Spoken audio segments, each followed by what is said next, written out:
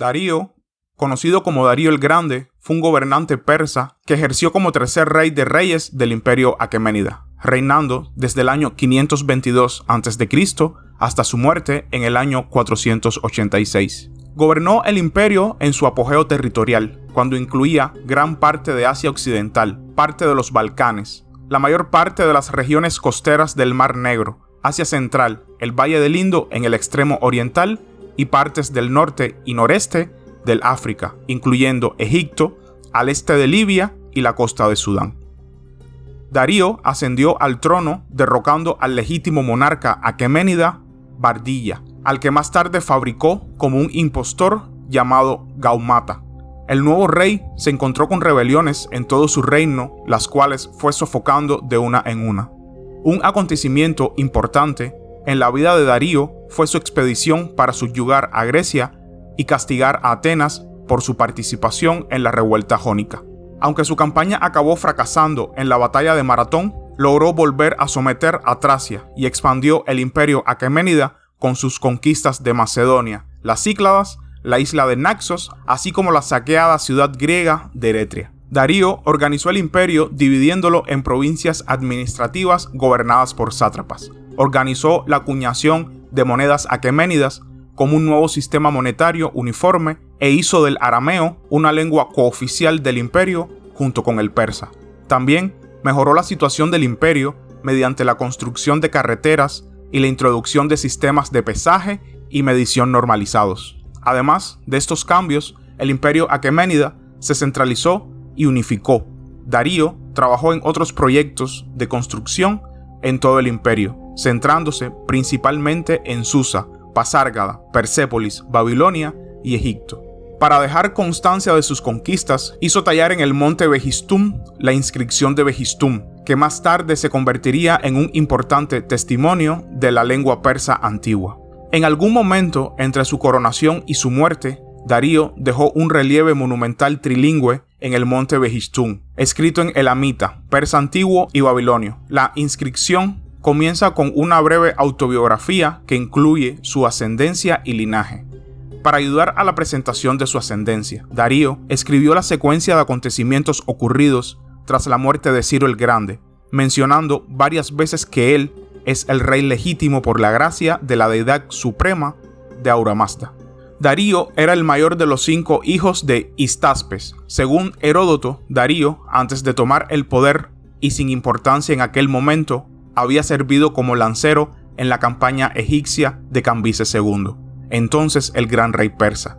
Esto se interpreta a menudo como que era el portador de lanzas personal del rey, un papel importante. Histaspes, su padre, era oficial del ejército de Ciro y noble de su corte.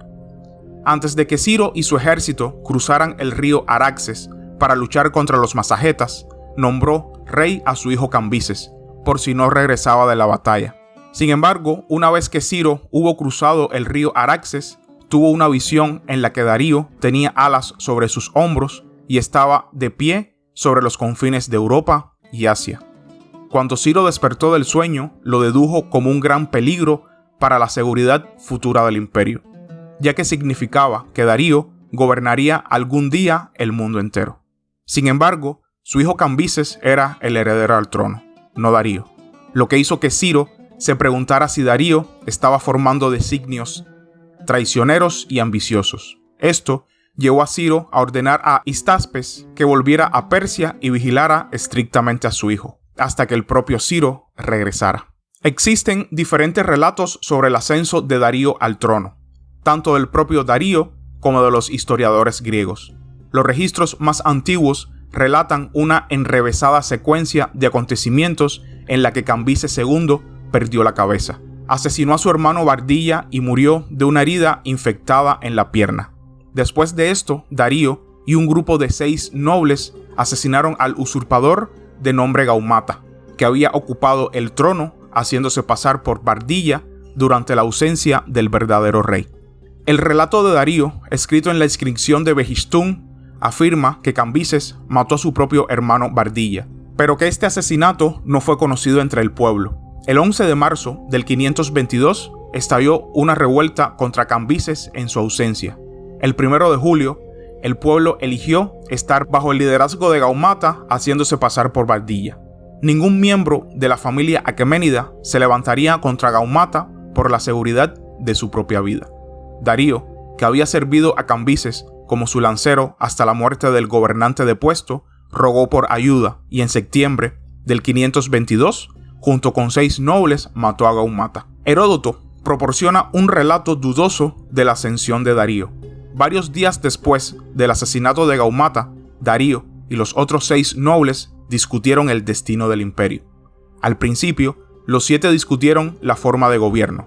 Otanes abogaba por una república democrática, Megabizus por una oligarquía y Darío por una monarquía. Al final, Darío logró convencer a los demás nobles. Para decidir quién sería el monarca, 6 de ellos decidieron hacer una prueba, con la abstención de Otanes, que no tenía ningún interés en ser rey. Debían reunirse fuera del palacio montados en sus caballos al amanecer, y el hombre cuyo caballo relinchara primero en reconocimiento del sol naciente se convertiría en rey. Según Heródoto, Darío tenía un esclavo que frotaba su mano sobre los genitales de una yegua que el caballo de Darío prefería. Cuando se reunieron los 6, el esclavo colocó sus manos junto a las fosas nasales del caballo de Darío, el cual se excitó con el olor y relinchó. Esto fue seguido por relámpagos y truenos, lo que llevó a los demás a desmontar y arrodillarse ante Darío en reconocimiento de su aparente providencia divina.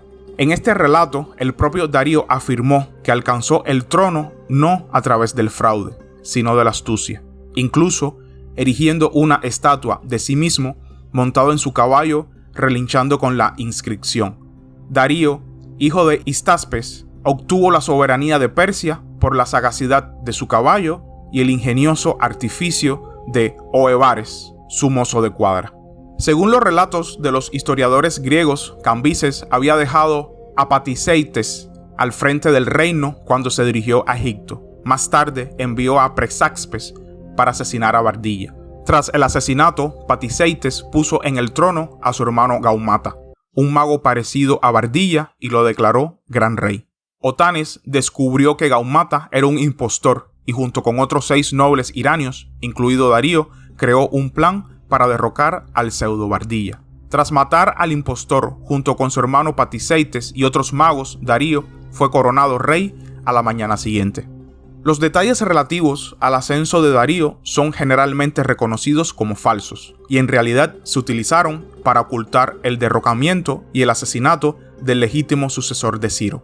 Para legitimar su trono, Darío hizo que se fabricara un origen común entre él y Ciro, designando a Aquémenes como el fundador epónimo de su dinastía.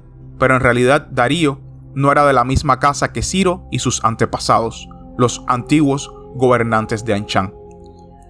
Tras su coronación en Pasárgada, Darío se trasladó a Ecbatana. Pronto supo que el apoyo de Bardiya era fuerte y que habían estallado revueltas en Elam y Babilonia. Darío puso fin a la revuelta elamita cuando el líder Ashina fue capturado y ejecutado en Susa. Después de 3 meses, la revuelta en Babilonia había terminado.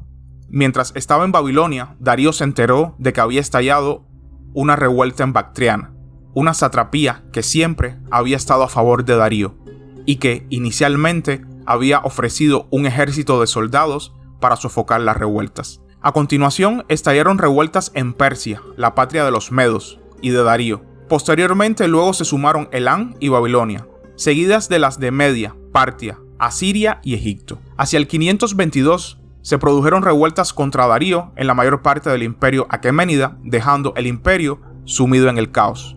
Aunque Darío no parecía contar con el apoyo de la población, disponía de un ejército leal, dirigido por nobles y confidentes cercanos. Con su apoyo, Darío fue capaz de reprimir y sofocar todas las revueltas en el plazo de 1 año. Uno de los acontecimientos más significativos de los primeros años del reinado de Darío fue el asesinato de Intafrenes, uno de los 7 nobles que habían depuesto al gobernante anterior e instaurado a Darío como nuevo monarca. Los 7 habían acordado que podían visitar al nuevo rey siempre que quisieran, excepto cuando estuviera con una mujer. Una noche, Intafrenes fue al palacio a ver a Darío, pero fue detenido por 2 oficiales que afirmaron que Darío estaba con una mujer. Enfurecido e insultado, el noble persa sacó su espada y cortó las orejas y las narices de los 2 oficiales. Mientras abandonaba el palacio, tomó la brida de su caballo y ató a los 2 oficiales. Los 2 oficiales, posteriormente, fueron a ver al rey y le mostraron lo que el noble persa les había hecho. Darío empezó a temer por su propia seguridad. Pensó que los nobles se habían unido para rebelarse contra él y que el ataque contra sus oficiales era la primera señal de revuelta. Envió un emisario a cada uno de los nobles preguntándoles si aprobaban las acciones de Intafrenes. Ellos negaron y desautorizaron cualquier conexión con las acciones del noble persa, declarando que se mantenían en su decisión de nombrar a Darío como rey de reyes. La decisión de Darío de preguntar a los nobles indica que aún no estaba completamente seguro de su autoridad. Tomando precauciones contra una mayor resistencia, Darío envió soldados para apresar a Intafrenes junto con su hijo, familiares, parientes y cualquier amigo que fuera capaz de armarse. Darío creía que este planeaba una rebelión, pero cuando fue llevado a la corte no había pruebas de tal plan. No obstante, Darío mató a toda su familia, excluyendo al hermano y al hijo de su esposa. Finalmente, tras asegurar su autoridad sobre todo el imperio, Darío se embarcó en una campaña hacia Egipto, donde derrotó a los ejércitos del faraón y aseguró las tierras que Cambises había conquistado, al tiempo que incorporaba gran parte del Egipto al imperio aqueménida. Posteriormente, en el año 516, se embarcó en una campaña hacia Asia Central, dirigiéndose hacia las regiones de Aria y Bactriana, y luego marchó hacia Afganistán, hacia Taxila, en el actual Pakistán. Darío pasó el invierno de los años 516 al año 515 preparándose para conquistar el Valle del Indo. Durante su posterior campaña, conquistó las tierras que rodeaban el río Indo, llegando a controlar gran parte del mismo valle. 2 años después, Darío dirigió sus ojos hacia los escitas. Los escitas eran un grupo de tribus nómadas al norte de Irán que hablaban la lengua iraní oriental y que habían invadido Media, supuestamente matando a Ciro en batalla. Se habían rebelado contra Darío y amenazaban con interrumpir el comercio entre Asia Central y las costas del Mar Negro, ya que vivían entre el Danubio, el río Don y el Mar Negro. Darío cruzó el Mar Negro por el estrecho del Bósforo utilizando un puente de barcas. Conquistó grandes porciones de Europa Oriental, cruzando incluso el Danubio para hacer la guerra a los escitas. Darío invadió la Escitia europea en el año 513, donde los escitas eludieron al ejército de Darío utilizando fintas y retirándose hacia el este mientras asolaban el campo, bloqueando pozos, intersectando convoyes, destruyendo pastos y con continuas escaramuzas contra el ejército persa. Buscando luchar con los escitas, el ejército de Darío persiguió a sus rivales hasta lo más profundo de las tierras escitas, donde no había ciudades que conquistar ni suministros que tomar. Frustrado, Darío envió una carta al gobernante escita para que luchara o se rindiera. El gobernante respondió que no lucharía con Darío hasta que se encontraran las tumbas de sus padres e intentaran destruirlas. Hasta entonces continuarían con su estrategia, ya que no tenían ciudades ni tierras cultivadas que perder. A pesar de las tácticas evasivas de los escitas, la campaña de Darío tuvo un éxito relativo. Tal y como expone Heródoto, las tácticas empleadas por los escitas provocaron la pérdida de sus mejores tierras y daños a sus leales aliados, lo que dio a Darío la iniciativa. Mientras se movía hacia el este, en las tierras escitas europeas, Darío capturó la gran ciudad fortificada de Budini, uno de los aliados enemigos, y la quemó. Finalmente, Darío ordenó detenerse a orillas de un río, donde construyó 8 grandes fortalezas a unas 8 millas de distancia entre sí, sin duda como defensa fronteriza. En sus historias, Heródoto afirma que las ruinas de las fortalezas seguían en pie en su época. Tras perseguir a los escitas durante un mes, el ejército de Darío sufrió pérdidas debido a la fatiga, las privaciones y las enfermedades. Preocupado por la posibilidad de perder más tropas, detuvo la marcha a orillas del río Volga y se dirigió hacia Tracia.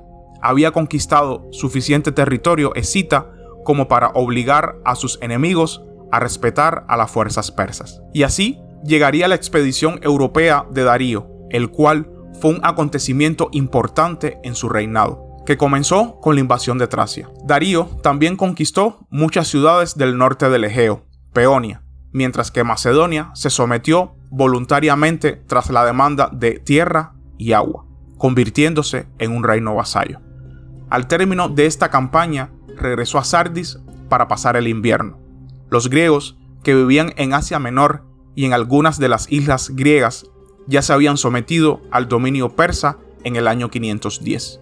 No obstante, para mejorar las relaciones greco-persas, Darío abrió su corte y sus arcas a los griegos que quisieran servirle. Estos griegos sirvieron a Darío como soldados, artesanos, estadistas y marinos. Sin embargo, la creciente preocupación entre los griegos por la fortaleza del reino de Darío, junto con la constante interferencia de los griegos en Jonia y Lidia, fueron peldaños hacia el conflicto que estaba por llegar entre Persia y algunas de las principales ciudades-estado griegas. Cuando Aristágoras organizó la revuelta jonia, Eretria y Atenas le apoyaron enviando barcos y tropas a Jonia e incendiaron Sardis. Las operaciones militares y navales persas para sofocar la revuelta acabaron con la ocupación griega de las islas jónicas, así como el nuevo sometimiento de Tracia y la conquista de Macedonia en el año 492 bajo Mardonio.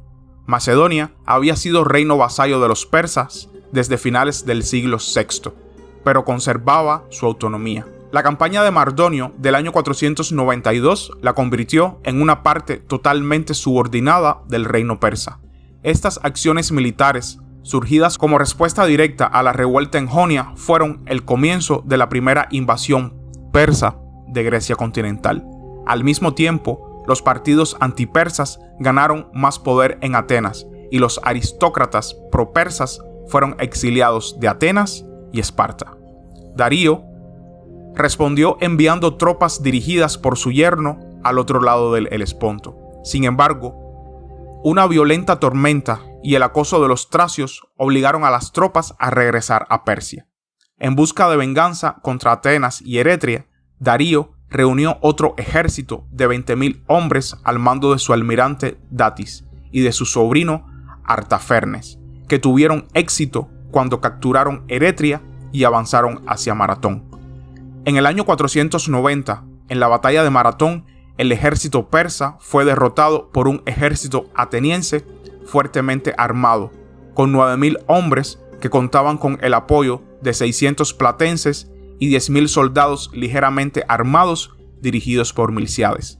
La derrota en Maratón marcó el final de la primera invasión persa en Grecia. Tras conocer la derrota de su ejército en la batalla de Maratón, Darío comenzó a planear otra expedición contra las ciudades-estado griegas. Esta vez él y no Datis comandarían los ejércitos imperiales. Darío llevaba 3 años preparando hombres y barcos para la guerra cuando estalló una revuelta en Egipto. Esta revuelta empeoró su maltrecha salud e impidió la posibilidad de que dirigiera otro ejército. Poco después, Darío murió, y en octubre del año 486 su cuerpo fue embalsamado y enterrado en una tumba que él mismo había preparado. Jerjes, el hijo mayor de Darío, accedió al trono como Jerjes I. Antes de su llegada, se había disputado la sucesión con su hermanastro mayor, Artobarzanes, el hijo mayor de Darío, que había nacido de su primera esposa antes de que Darío ascendiera al poder. Con la llegada de Jerjes, el imperio volvió a estar gobernado por un miembro de la casa de Ciro. Referente a la organización del imperio aqueménida, a principios de su reinado, Darío quiso reorganizar la estructura del imperio y reformar el sistema tributario heredado de Ciro y Cambises. Para ello, Darío creó 20 provincias llamadas satrapías, cada una de las cuales fue asignada a un sátrapa y especificó los tributos fijos que las satrapías debían pagar. En el catálogo de Heródoto se conserva una lista completa, que comienza con Jonia y enumera las demás satrapías de oeste a este, excluyendo Persia, que era la tierra de los persas y la única provincia que no era una tierra conquistada. Los tributos se pagaban en talentos de plata y oro.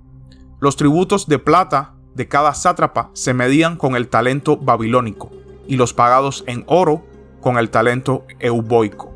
El tributo total de los sátrapas ascendía a una cantidad inferior a los 15.000 talentos. La mayoría de los sátrapas eran de origen persa y pertenecían a la casa real o a las 6 grandes familias nobles. Estos sátrapas eran elegidos personalmente por Darío para vigilar estas provincias. Cada una de las provincias estaba dividida en subprovincias, cada una de las cuales tenía su propio gobernador, que era elegido por la corte real o por el sátrapa. Para evaluar los tributos, una comisión evaluaba los gastos e ingresos de cada satrapía.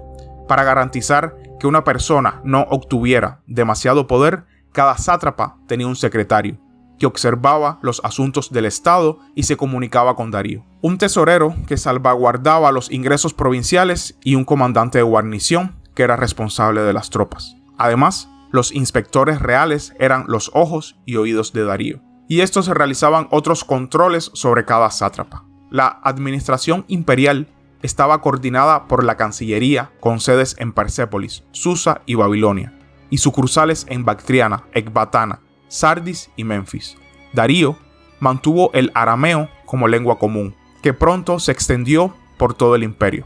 Sin embargo, Darío reunió a un grupo de eruditos para crear un sistema lingüístico independiente que solo se utilizaba para Persia y para los persas, que se denominó escritura aria, y solo se empleaba para las inscripciones oficiales.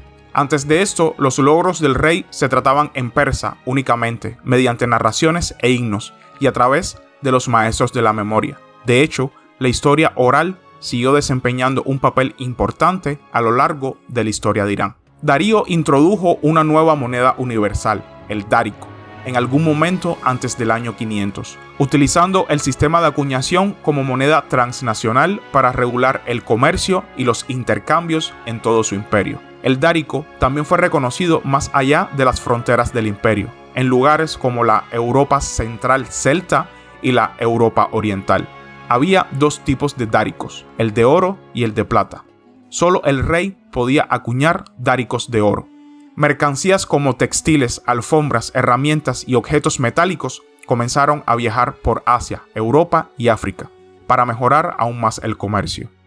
En un esfuerzo por mejorar aún más el comercio, Darío construyó canales, vías fluviales subterráneas y una poderosa armada. Además, mejoró y amplió la red de carreteras y estaciones de paso por todo el imperio, de modo que existía un sistema de autorización de viaje para el rey, los sátrapas y otros altos funcionarios, que daba derecho al viajero a sacar provisiones en las paradas diarias. Referente a la religión, y aunque no existe un consenso general entre los eruditos sobre si Darío y sus predecesores habían sido influenciados por el zoroastrismo, está bien establecido que Darío era un firme creyente en Ahura Mazda, a quien consideraba la deidad suprema. Darío creía que Ahura Mazda lo había designado para gobernar el imperio aqueménida. En las tierras que fueron conquistadas por su imperio, Darío siguió la misma tolerancia que había mostrado Ciro, y que mostrarían los reyes posteriores. Apoyó las creencias y religiones que eran ajenas siempre que los adeptos fueran sumisos y pacíficos. Darío patrocinó grandes proyectos de construcción en Susa, Babilonia, Egipto y Persépolis. En Susa, Darío construyó un nuevo complejo palaciego en el norte de la ciudad. Una inscripción afirma que el palacio fue destruido durante el reinado de Artajerjes I, pero fue reconstruido posteriormente. Hoy solo quedan ladrillos vidriados del palacio y la mayoría de ellos se encuentran en el Louvre. En Pasárgada, Darío terminó los proyectos de construcción incompletos del reinado de Ciro el Grande. En Egipto construyó muchos templos y restauró los que habían sido destruidos. Aunque Darío era creyente de Ahura Mazda, construyó templos dedicados a los dioses de la religión del antiguo Egipto. También creó varios caminos y rutas en Egipto. Los monumentos que construyó Darío a menudo estaban inscritos en las lenguas oficiales del imperio. Para construir estos monumentos empleó un gran número de trabajadores y artesanos de diversas nacionalidades. En el momento de la muerte de Darío, los proyectos de construcción seguían en marcha. Jerjes completó estas obras y en algunos casos amplió los proyectos de su padre, erigiendo nuevos edificios propios. Y hasta aquí el video de hoy, espero que les haya gustado y suscríbanse para más contenido. Hasta la próxima.